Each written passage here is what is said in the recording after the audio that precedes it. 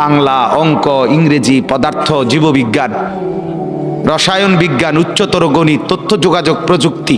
আপনি বলেন দাঁড়ায়, আপনারা সবাই শিক্ষিত মানুষ, স্কুলে পড়ুয়া, কলেজে পড়ুয়া ছাত্র ভাই আছেন। আপনি বলেন একটা বই শুরুতে নাই এ কথা যে এই বইটি মানুষ গড়বার জন্য রচিত হয়েছে, নাই এ কথা নাই।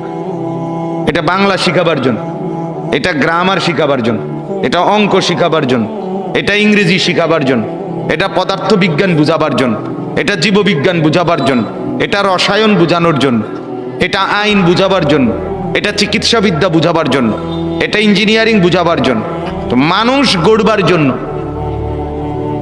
রচিত সেই বইটা কি? আল্লাহ তাআলা বলেন সেটা শুধু কোরআন। হুদাল লিন্নাস, এটা মানুষ গড়ে দেয়, মানুষ বানায়, মানুষ বানায়। হাদা বাসাইরু লিন্নাস, আল্লাহ বলেন এই কিতাব মানুষকে চোখ খুলে দেয়, আলোকিত করে দেয়।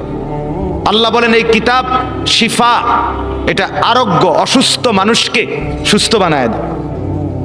আল্লাহ তাআলা বলেন এই কিতাব নূর, অন্ধকার থেকে আলোতে নিয়ে আসে। এই কিতাব রাহমত, অর্থাৎ নির্দয় থেকে দয়া, মায়া, রহমত এই কিতাব। বুশরা, সুসংবাদ এই কিতাব। অতএব এতক্ষণ লাস্ট আমি যেতটুকু এসে শুনছিলাম, বলতেছিলেন মাওলানা ইমাম সাহেব, কোরআন আমার জীবনের যেন সঙ্গী হয়। কোরআন আপনি একটু একটু পড়েন, একটু একটু পড়েন, শুধু বাংলা তর্জমাটাই পড়েন, দেখবেন নিশ্চিত আপনার দিল খুলে যাবে। আমার বাপ কোরআনুল কারীম আল্লাহ তাআলা নিজে কসম করে বলছেন, ওয়াল কোরআনিল হাকিম, সূরা ইয়াসিনের মধ্যে আছে ওয়াল কোরআনিল হাকিম।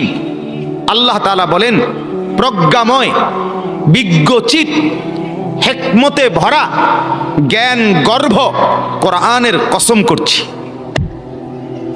এই কোরআনই একমাত্র কিতাব যে কিতাবের মধ্যে প্রথম অক্ষর থেকে শেষ অক্ষর, প্রথম বিন্দু থেকে শেষ বিন্দু, কোনো বক্তব্য, কোনো কথা, শব্দ, বিন্দু, আলতু ফালতু, প্রয়োজনীয় অপ্রয়োজনীয়, যৌক্তিক অযৌক্তিক, দরকারি বেদরকারি, হাসতে হাসতে, রসিকতা, ঠাট্টা, মস্কারি, এই সমস্ত কোনো কিছু নাই।